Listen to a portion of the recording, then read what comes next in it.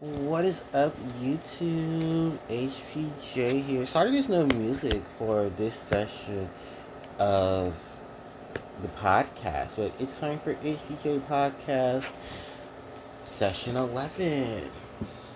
So, woo, Session 11, yay! And it's so crazy because I'm pre-recording this before Friday because, oh my god, why is there so much stuff going on and it's only a Tuesday? Can someone please help me? So if you're new to the channel, hello everyone, I'm Harpie Player Joe. I'm a content creator for YouTube, mainly YouTube, but I do like my other social media stuff. And right now, I am returning to my podcast for another session of HPJ Podcast. I actually want to come up with a better name than HPJ Podcast, and I would say HMJ's Podcast too, but it's a lot to really just fathom. And I've been working and stuff too, so it's been just crazy. Why are we doing a podcast so early in the day? I mean, so early in the week. I forgot that September 9th is a major milestone of things for a lot of companies today. Why is that so? Well, let's start off with all the birthdays that we're going to be celebrating. And I know some people say they're not really birthdays, they're anniversaries. These things aren't real. Fuck you. I can say they're real because these things have been a major influence to me into my life. So why not talk about them? First off, happy birthday to Spyro the Dragon, now reaching 27 years old. Is that crazy? 27. Then we got a milestone for 30 for the PlayStation. That's right, the Sony PlayStation, y'all, has been released for 30 years. That means that system was out in 1995. Celebrating with that, of course, is the great Crash Bandicoot, also reading 30 years. I cannot believe Crash Bandicoot has been out for 30 years. That's crazy. Yes, that's right. The first platformer mascot for the Sony PlayStation is now 30 years old. It's crazy though because nowhere have I seen Naughty Dog acknowledge Crash nor Sony. I know Sony has acknowledged Crash Bandicoot in terms of, well, they've acknowledged their 30 years, but I have not seen them acknowledge Crash Bandicoot, which is crazy. But then again, I found that like 12 other games were also released that same day, so I kind of understand why they didn't. But it's your first mascot platformer, why not celebrate his 30 years? And strangely enough, I don't know if Naughty Dog did, but I'm sure they probably did, because Naughty Dog was the original creators of Crash Bandicoot, and they created Crash, Crash 2, Crash 3, and CTR, and I believe even some of the devs that worked on those games did help out with the Insane Trilogy. Not as much as Vicarious Visions themselves did, but I know there was a lot of talks about what was going on with the Insane Trilogy. Also to add to that was those who helped work on CTR with Biznock. I think it's Biznock. In their development of Crash Team Racing Nitro Fueled. And God, that's such a beautiful game. Please go play it if you have not already. And it sucks because it's not on Steam, and I know there's a lot of issues behind it because thank you, Activision. If you're not hurting women, you're hurting games. So yeah, that is the thing. Then we're not finished yet because there's a certain hedgehog who is celebrating his anniversary as well. Sonic Adventure has now hit 27 years old as well. Released September 9th of 1999 is the release of the critically acclaimed Sonic Adventure. So open your hearts because it's going to be a rush. As well as the release of the Sega Dreamcast, the last major console for Sega. It's crazy that Sega Dreamcast on its opening day not only released one of Sonic's biggest hits to the series, but it was also its US release as well. I have to make it a point too because while Crash and Spyro were released in their homelands, Sonic wasn't released in his homelands on this day. Actually, I believe Sonic Adventure came out a year prior to in Japan, and they were still working on Sonic Adventure Sonic Adventure 1 was already released in Japan about a year later, 1998. But now it was released in the US in 1999. Um, because of course back then games took a year or so to be released internationally because they had to do all the translation, anything that could not get them changed for a different rating and whatnot. And trust me, I want to take all the time to talk about each respective franchise that I mentioned. So, um, on top of that too, there's been a lot of stuff that was coming out today. The AirPod 3 has been announced, or the AirPod 5. I think it's the AirPod 3. Yeah, the AirPods 3. This is the ones that, just like the AirPod 2s, they had the little thing that can stick in your ear, but not the one that sits on the side. Yeah, that just came out. I seen the designs for it. It looks gorgeous. Um, Looks a lot different than what the regular AirPod Pro 3. I'm sorry, yeah, that's right. I have to get that correct. AirPod Pro 3, because there's AirPods, AirPod 1, AirPod 2, AirPod Pros, AirPod Pros 2. Then there's AirPod Pros 3, which is coming out this year. And then there was the AirPod 4s. Now, the AirPod 4s are the ones that don't have the little attachment to them, but they have the noise cancellation, but you have to pay more for the noise cancellation, while the regular version of it was just the regular version. I know it's a lot that goes into AirPods, and a lot of people are saying, wait, you have a Samsung, why do you have AirPods? Because they're good. I like AirPods. Don't judge me. There's more things to judge in this world than me wanting to run AirPods on my Samsung. Anyway, there's also talks about the iPhone 17 and the iPhone 17 Air, the iPhone 17 Pro, and I'm just looking like, you know what? Like the iPhone girlies fight.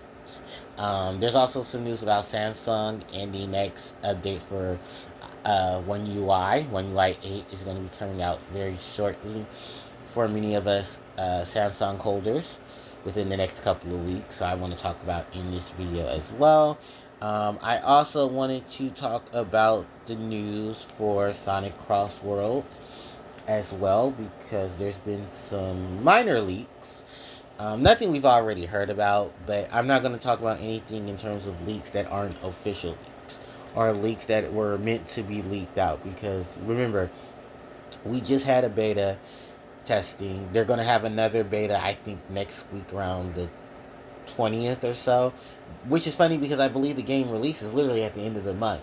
If not this month, I think in October. But like I said, I'm ready for this game. Where is this game coming out? Somebody please let me know when Sonic Racing Crossworlds comes out, because I'm ready to drop the money, because I want the deluxe version.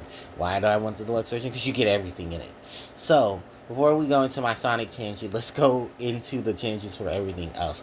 So Apple had their little Apple showcase today, talking about the iPhone 17, the next iOS update, and they're talking about the new AirPod Pros. Now, I've seen the AirPod Pros. I don't have a picture of the AirPod Pros, but apparently these AirPod Pros allow you to translate. Okay, step up that game, AirPods. All right, translation, cool. But I like the design. They're a lot sleeker, and from what I've seen on the design, they moved one of the speakers, so it's not. They added another speaker, I believe. It looks very nice. It still looks like the regular AirPod Pros, but I believe they've added another speaker, which for towards the ear, towards the ear hole. Which, okay, that's cool. Maybe moving it, but it looks very nice. It looks a lot more diagonal, which is pretty cool. They just look really cool. I'm sure they're gonna probably market them at maybe like 200, 250. Probably depending on if you want the noise cancellation or not, because the last set of AirPods that they released, um, I have a pair of those, and they cost me about $200 something. I bought them from Best Buy. I didn't buy them from Apple, but if I do buy them from Apple, they probably would have cost more. But I would have got Apple Care and all of that. As someone who does dapper in AirPods, I just want you guys to understand. While yes, I have a Samsung and I'm a Samsung fan, I own an iPad. I own, I own, I own one, two, three pairs of AirPods. I'm not ashamed of it. I just can't do iPhones. iPhones are just not for HPJ. They're very clunky. They have so many restrictions to them. I get it for protection and privacy, but I get a lot more of that even off of my Android because you got to do so much just to get into the Android. And I love when Android does customizations. Also, if I drop it, my phone isn't going to shatter into 1,000 pieces off of one little drop.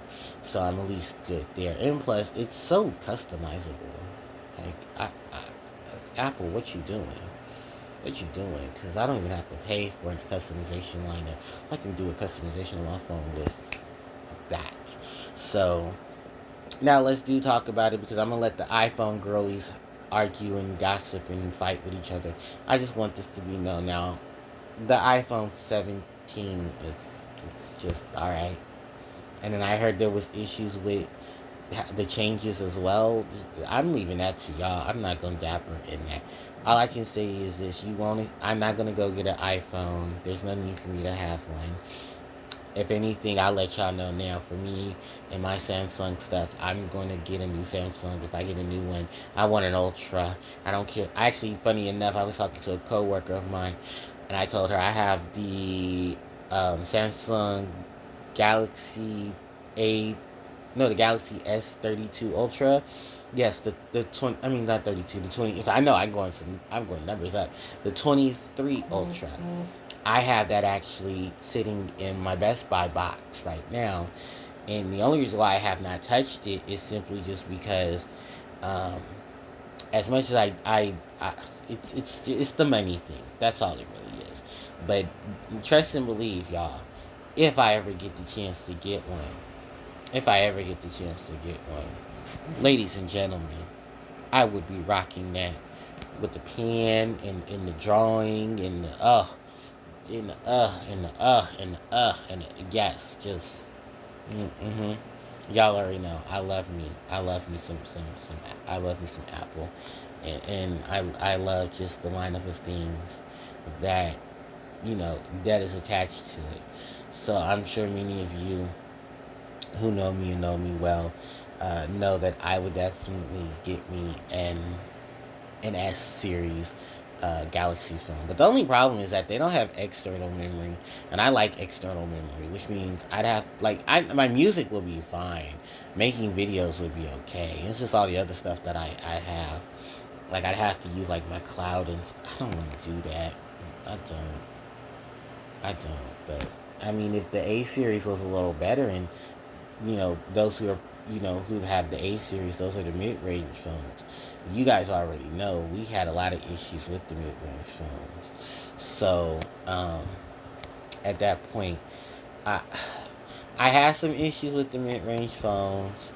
Many of you know I have issues with the mid-range phones.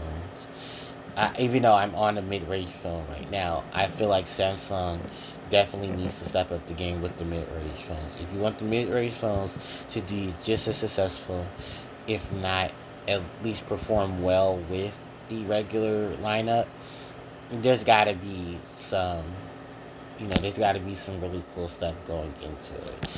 So, unfortunately, yeah, there is going to be some ideas of me going to, my Samsung, my Ultra series, but oh boy, the Ultra series costs a lot. I did at least find a decent one for under $700, and then I also found one on an app. And I'm very skeptical about buying stuff already used, even though they did say there's like a year warranty if there's issues with the Ultra. I don't know. I feel like it would be better to get it from Best Buy, because if I get it from Best Buy, at least I know I'll have the guarantees and the warranties and stuff. So then from there, let's talk. Since we're talking about Samsung, One UI update. One UI 8 is already being dropped on the high class end phones right now for Samsung. So the recent ones are the Folds, the S24 series. I believe some of the A series phones as well that recently came out this year are going to be the first lineup of phones to be getting the updates this month. I believe actually they start next week, if I'm not mistaken. I read some of the stuff on Threads that the next week will be the first wave of updates, if not by this weekend, for the newer phones that have released this year. Uh, if you are like me and you have a Galaxy A54 5G, the A54, the A55 are all getting their updates next month. I think starting that first week will be the A55. The A54 will get it on week 2, the week of the 13th. They've also said that by the end of November, most of the phones that have been out for at least the last 4 to 5 years will have their updates ready for One UI 8. One UI 8 looks okay. It's not any big differences between One UI 8 and One UI 7, except for a couple of the details and designs. I will be very honest with you. I was just like, oh, yay, One UI 8. Is there anything really different? A couple of things on the bars, but that's it. That's really it. Everything else is, unless you're a high end phone, there's really not much to really celebrate, which sucks, but it's true. I'm just happy enough to know that the S23 Ultra, the regular S23, the 23 FE, the 24 series, and the 25, the S24 series, the S22 3 series, and I believe the S22 series are all eligible for this. But I believe by either next year or the year after, the S22 will not gain any more updates after that. So probably cutoff would be One UI 10, either One UI 10 or One UI 11. But that depends on how Samsung is. And I'm sorry, I'm not a techie, so I can't really give you that much information. But I just know from what I've calculated and what I have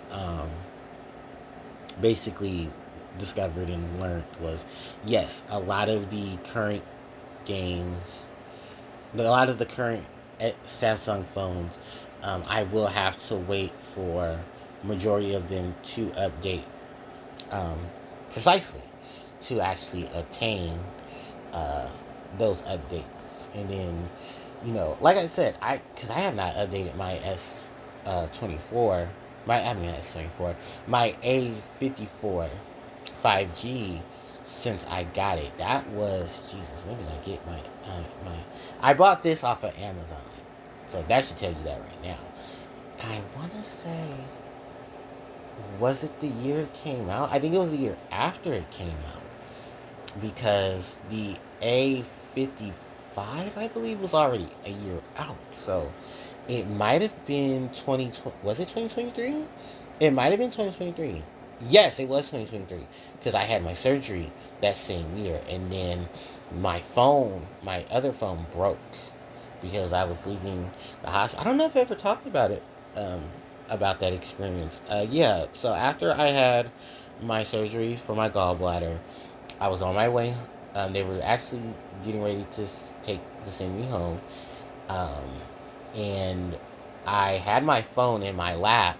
The next thing I know, my phone drops. We hear a crackle, and it's the screen to my phone cracked through the case as well. I should mention that as well, through the case, and I was like, "Oh my God, my screen cracked! Lord Jesus, somebody help me!" And the nurse apologized, and I was like, I'm lucky I have insurance. So I called, I got on the phone with the insurance, and they were like, hey, we will send you a replacement. And I think at that point, after I got the replacement, I paid the deductible and everything. Um, I think I ended up, what did I do at that point? Yeah, I think I ended up getting it was the A53 But then when the A54, I got the A54 instead. I mean, right after. So I paid the deductible for what happened, and I remember buying the A53.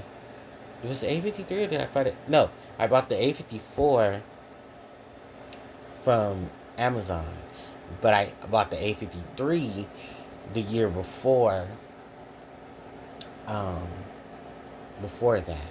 I'm sorry, I'm trying to get everything together because I know. Oh no, I bought the A54 last year when the A55 came out. But the A55 never came out in America. There we go. That's the thing. So then when they dropped the A56, I was like, wait, y'all didn't even drop the A54. I mean, A55. You dropped the A56. So yeah, that was, yeah, the Samsung girlies for the mid rangers were not happy. I was one of them because I really did want the A55. The A55 looked it really nice. It looks really, really nice. The bezels are better looking. The camera looked it flawless.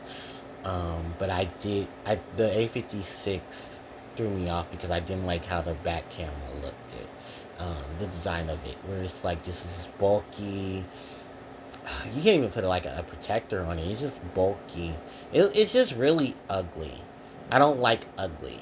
Like I don't like a bulky camera nods in the back. Like that's why that's why I tell people like if I switch over to the Plus series, which I would switch to the Plus, um, I have to get like the bezels. I think my favorite bezels has to be the A53 because I love the bezels on the A53.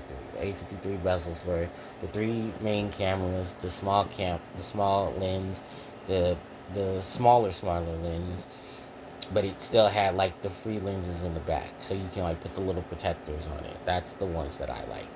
So yeah, if like I said, if I'm able to upgrade, that's what I'm upgrading to, and then A53 or A54, because now that the rumors are that the S50 that A54 the S23 or the S24, because now rumors have speculated that the S26 is going to be shown off before the end of the year, and just like in Samsung fashion, the S the high range phone and the mid range phone will definitely be a month apart from each other.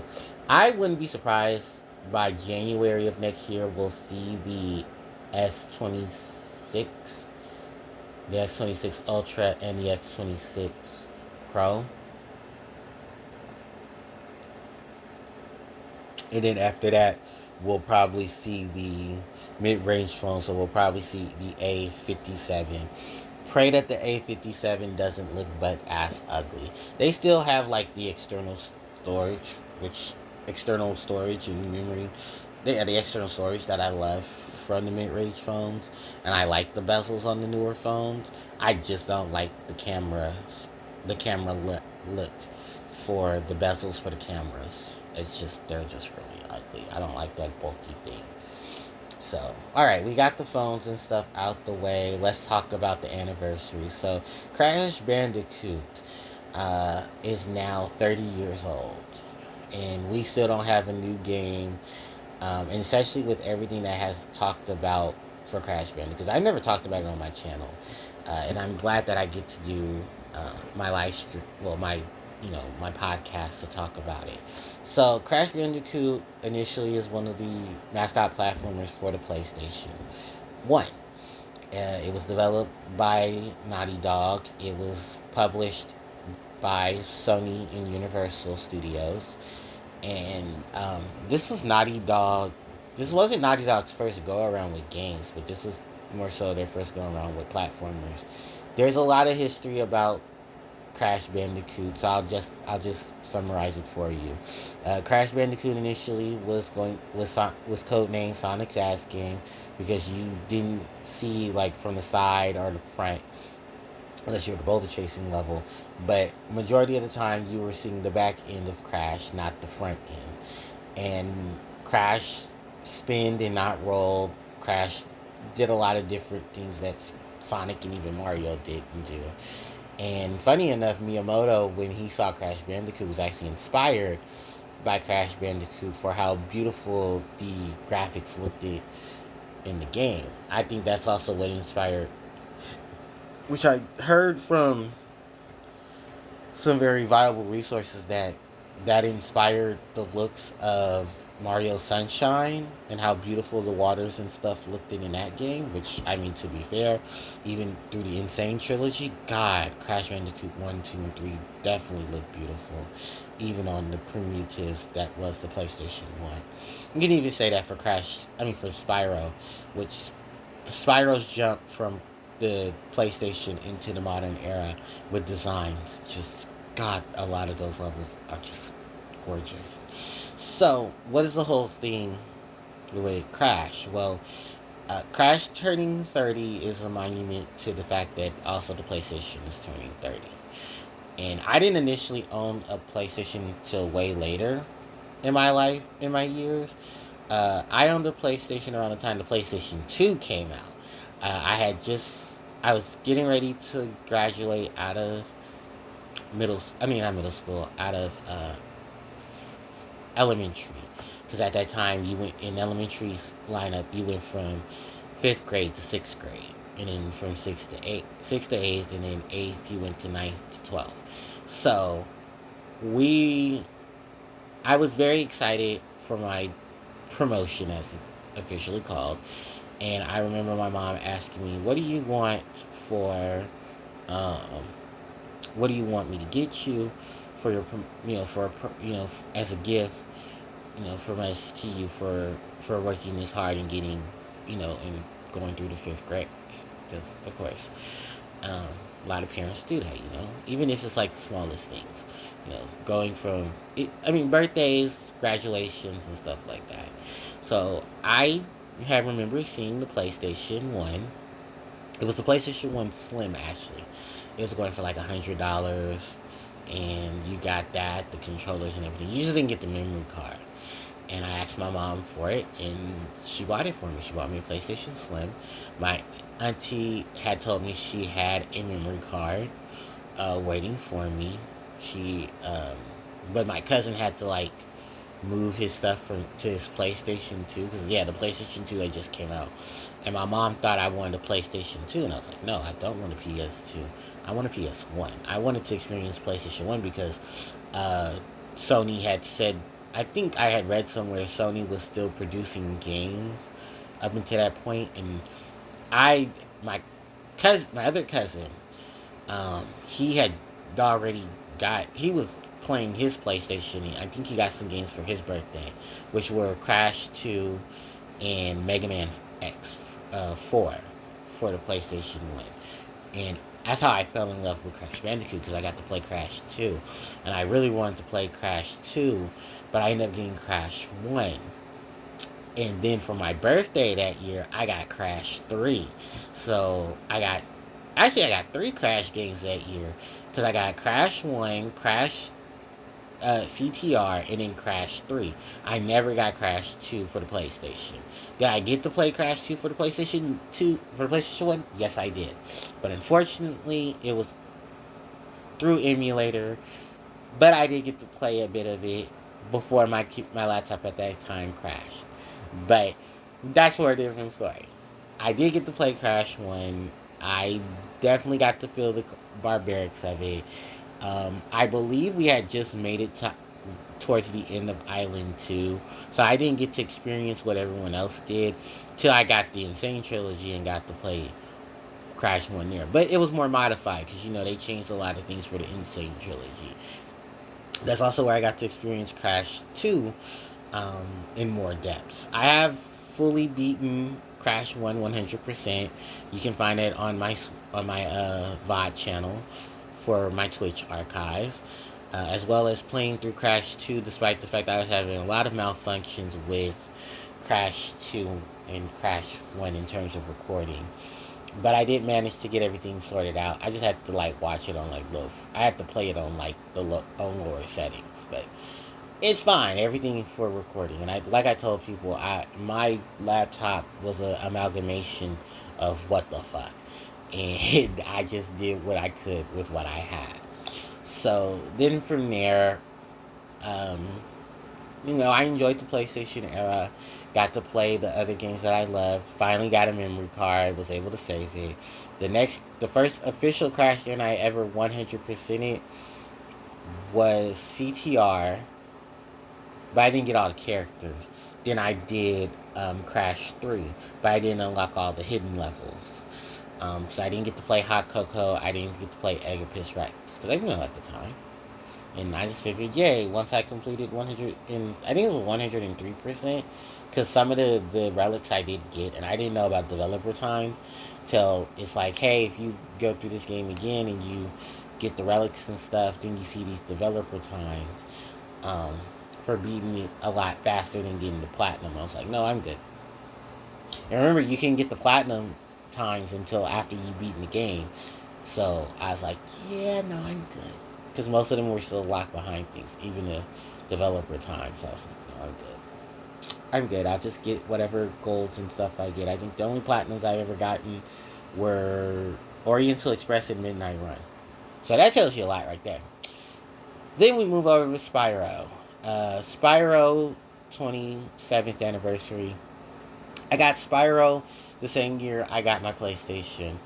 And I got that in the actual collection, the greatest hits collection, the 3-in-1 bundle. It was Spyro 1, 2, and 3.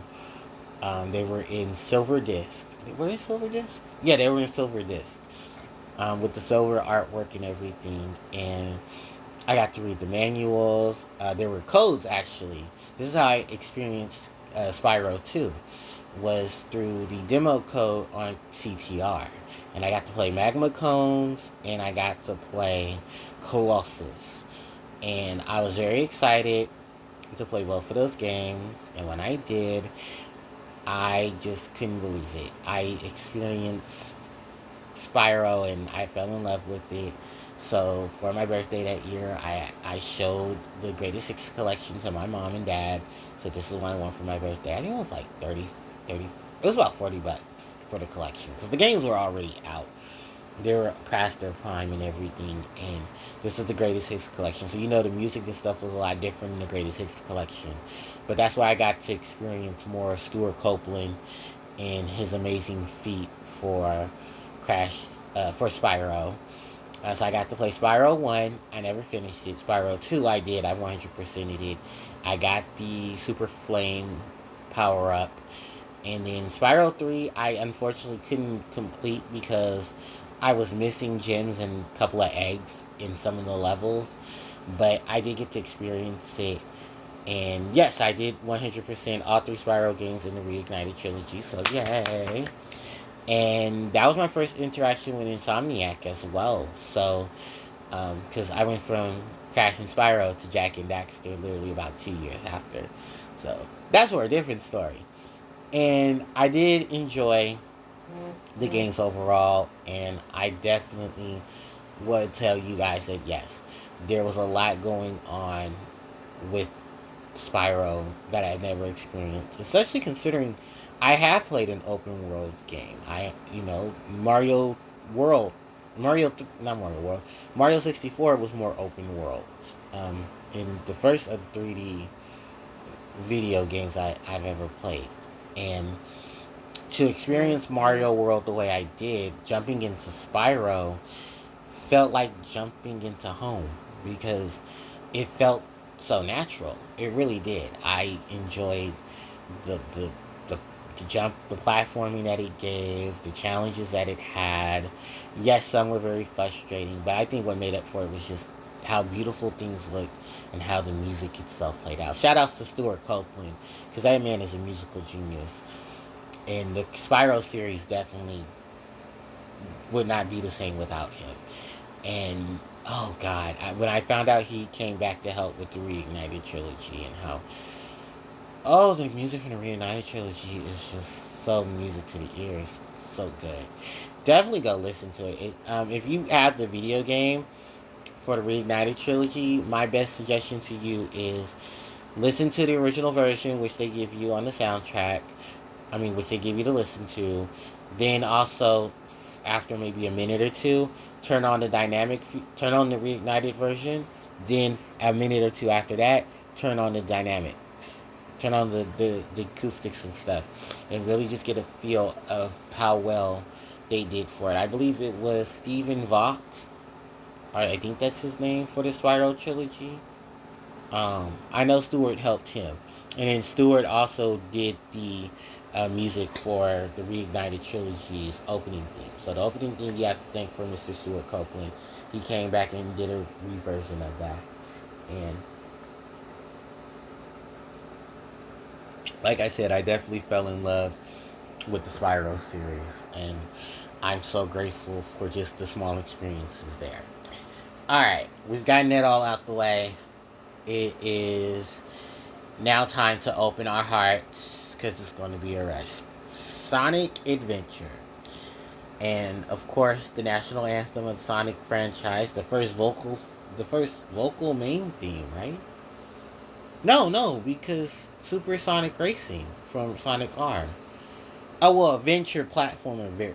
Okay, yeah, Venture Platforming. Because if you guys don't know the history of Sonic Adventure, there was supposed to be a game called Sonic Extreme released for the Sega Saturn, but unfortunately the game got canceled due to a couple of issues that were going on. So, because of that situation, they decided to go ahead and just disembark from it.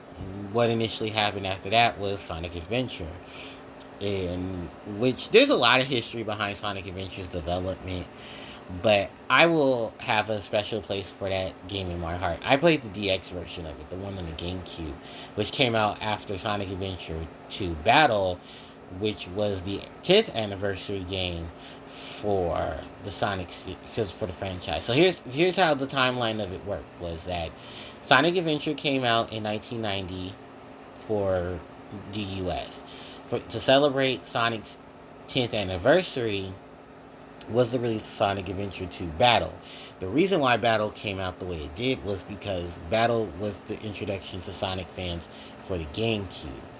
And that also included a lot of mechanics that people had to learn and everything. And there was a lot of differences between Sonic Adventure 2 Battle and the original Sonic Adventure 2. I did own the original Sonic Adventure 2 on the Dreamcast because that was my first 3D Sonic game. And that was the first and the only time I ever played on the Dreamcast. Because, Jesus, the Dreamcast controller is a mess. Cool, but still a mess. And Sonic Adventure, from what I played on DX, is not a bad game. It has a lot of issues, but one thing I love about Sonic is Sonic games have great music. I have plenty of the Sonic Adventure series soundtrack on my phone. Yes, I do. And of course, Open Your Heart is on there. The Crush 40 original version, the version that's played on the official soundtrack, the first one, the second one, the remixes, and so on and so forth. And it's just a really good bop. It really is. And there's a lot of really good bops in it. You know, we got the first introduction to Big the Cat. You know, Amy Rose was playable in 3D outside of playing her in Sonic R. We were introduced to playing a villain at this time, you know, not in an adventure series, because for the most part, we were never really playing as Dr. Eggman in most cases, unless you found a way to hack your Dreamcast game insert here. I mean, not Dreamcast, but your Genesis, but hacking games at that point were kind of more, damn, I hope you have the money and the resources. Now, today's where most people can easily just go on Sonic Central and bam. Or I think it's Sonic Stadium and then bam, here you go. But shout out to the Sonic Hacking Contest. I can't wait for Johnny's play around with the Sonic Hacking Contest this year. But, you know, long story short, I got to experience Sonic Adventure. It's an amazing game. You can buy it on Steam and get the DX port as well. There's not really much difference from the DX port except for like the models. The models are a lot shinier. They have their more updated hand gestures, like they're the SA2 models. Some people don't like that and want the Dreamcast models and the better Dreamcast mod. I'm going to be the person to say I don't like the Dreamcast version of Sonic Adventure. I don't like how it looks. I don't like how the models look. I like the DX version models better, and I like that their hands look like hands and not cufflinks stuck together. Ugh, so ugly. Um, but yeah, I did get to play it. I did get to beat all the stories, play Super Sonic. I got to listen to Open Your Heart. And the vocal themes for the games as well are really good. Was it? It doesn't matter. SA1 version, because they had to differentiate that literally for the first three main character themes. Sonic's is It Doesn't Matter. Tails is Believe in Myself. Knuckles is Unknown from ME. Then we have Amy Rose's My Sweet Passion. Big's Lazy Days in Paradise. And then the theme of E103 Gamma, which is the first character in the series that we got to play as a villain in the main staple series.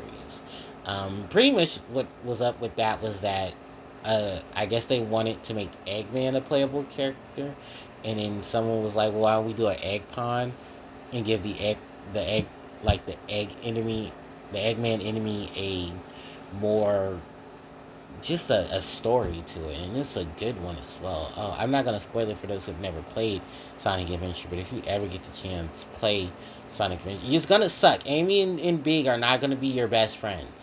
Just gonna say that now, and I'm also gonna tell you now.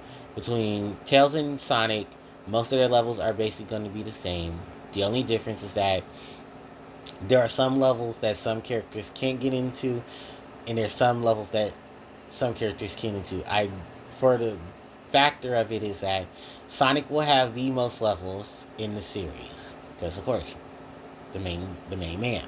Then it's Knuckles and Tails who follow him with at least two levels that he does not have. No, two levels that no, it's Tails, then it's Knuckles, because Tails has that surfboard session that if you play it um, in the mission mode for the DX version to get all the emblems, or just play the mission mode to get all the emblems on both DX and the original. They switched the models back. They switched the characters back to Sonic, so Tails doesn't even get a level of his own. I know.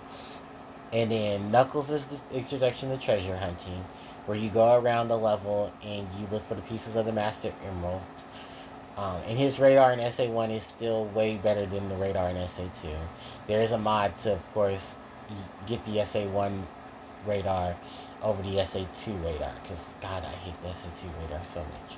Then Amy's is a chase sequence from her running around the level, getting from point A to point B to grab a balloon.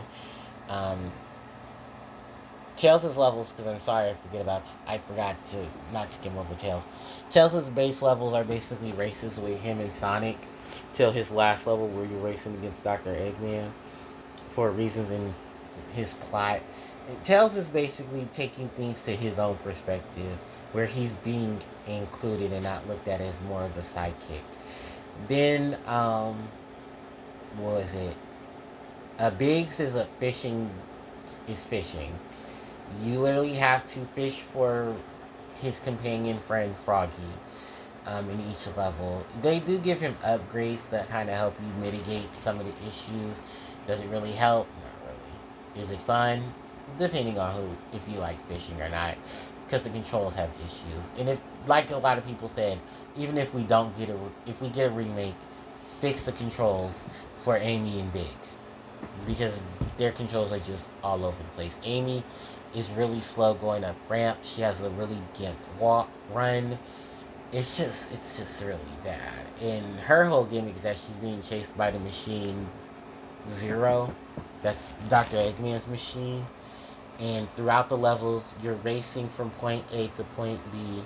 And at point B, there's going to be a balloon that you grab onto to complete the level.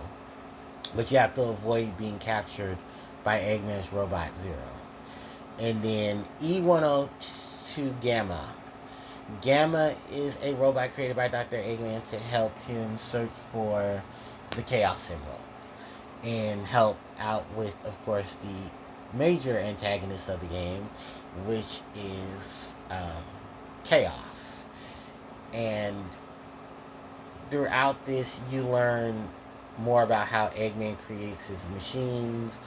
And it's a pretty sad story for Gamma as well. Funny enough, because of how well Gamma himself has done, Eggman has based a lot of his future egg pawns, especially the more mechanical ones, off of Gamma. You see a lot of Gamma versions in SA2.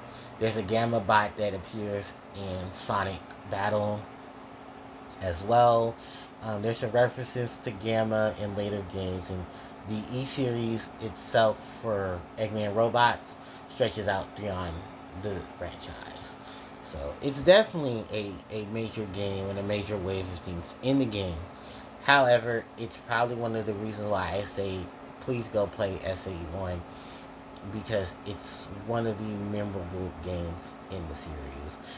There's also the Chow they get introduced in. Oh, I love the fucking Chow. They're so cute. The first of the Sonic mini games that many of people said, if Sonic Team was smart, please capitalize on this. So there's little creatures that are called Chow. No, they're not Chaos, even though they're spelled legitimately the same, but they sound completely different. Potato, potato. The Chow do have a major plot relevance in the main story of SA2. I mean SA1, but in terms of SA1, where they are standing, they're part of the mini game series. They're basically the Pokemon of the Sonic franchise. You can obtain them by getting eggs. They come in all different colors, shapes, and size. Well, they all come in the same size, which is these little fairy-like creatures that have little bowls on top of their head, and they will basically, they're like little babies, and that's why people love them. A lot of people compare them to Pokemon because of how cute they are. You can raise them up, and in Sonic Adventure, you can raise them up to race each other, and you can give them little animals, the little flicky friends that you rescue. They're in this game as well, and what you do with them is that you save up to 10 of them in your inventory per character. You can go to the Chow Garden, which is the home of the Chow, and you can give them the animals to increase their stats. And once you do that, then you're able to basically have them go race. Now, one thing I'll say about SA2's version over SA1 is just that there's better opportunities of getting certain Chow. They have a lot more range of things. Their kindergarten isn't shit. And I believe the black market was more introduced in the DX version as opposed to the original. I don't know if the original did for Sonic Adventure, if it had the black market. But there were definitely a lot more changes because the black market... No, the black market was there. But I think it gave you more stuff than the original version gave you. Don't quote me on that. And then on top of it was just all the other additional things that you got to do in Sonic Adventure. You had hub worlds, you had the missions in the DX version. You were basically able to walk around and play as a lot of these characters. And they had level up items, which increased a lot of their abilities and unique stances on things. Sonic was able to run across a trail of rings and collect them all, and even be able to attack after such. It's called the Lightspeed Dash. It's the first of the mini moves that Sonic learns in SA1. It's a little bracelet that you give to Sonic, and he will be able to then activate doors. He'll be able to Lightspeed Dash, which is at that point spinning into a ball. And when Sonic's ready, you will release the action button, and he would go off. Now, the crazy thing is that's the more SA1 version. The SA2 version. The SA1 version was he would spin into a wall, glow of green light, and then he'd say ready, and then he would let go, and then he'd say go, and then he'd follow the trail of rings. there was an item called the Crystal Band, which cut, I believe, the wait times of things with the bracelet. And on top of that, some changes had to be done so that other things could be done with SA1. But yeah, there was a lot of changes in terms of gameplay and such where, yeah, even the mightiest of cards we had to wait for. So, yeah, it's a thing.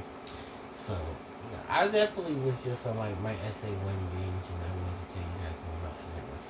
But it is actually getting pretty late for me, and I don't want to go any more further than I have with this video. I'm going to try to figure out my video situation, so I can record my podcast and bring it to you guys as soon as possible. But that was it for session 11, you guys, of the HPJ Podcast. Thank you guys so much for coming and supporting the channel. Like it is, because I definitely did. Oh, excuse me. Enjoy it. Don't forget to like, comment, share, and subscribe to the channel, as it helps me out tremendously. You all can hit the notification bell to be informed of when I upload more of my content to the channel. My socials, they're in the description box below. And you guys, I'm going to go because your boy is tired. So with that said, HPJ, signing out. Take care.